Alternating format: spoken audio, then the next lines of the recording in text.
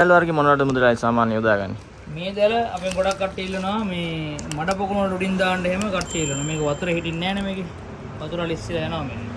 ඒ කියන්නේ මේක රෙදි වගේ අයිටම් එකක් නෙවෙයි. මේක නිකන් අර නයිලොන් වගේ අර ඉන්ඩෝර් වලට එහෙම ගහන්නේ. ඒ වගේ net එකක්. මේක පරණ අඩි 10 13 වගේ තමයි තියෙන්නේ. ඒක යාර ගණන් වලට ගමලා ගන්න පුළුවන්.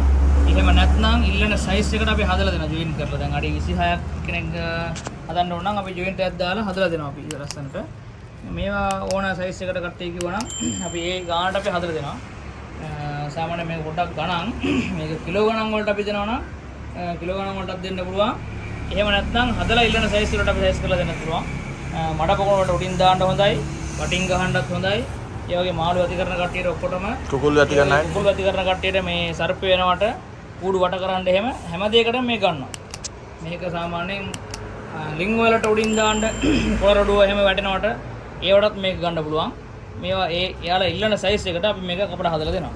ඒ හින්දා අවශ්‍ය කට්ටිය ඉන්නවා නම් අපිට මෙසේජ් කරන්න WhatsApp දාන්න. කුරිය කරනවද කොහොමද? කුරිය කරන්න පුළුවන් ලංකාවේ ඕනම තැනකට.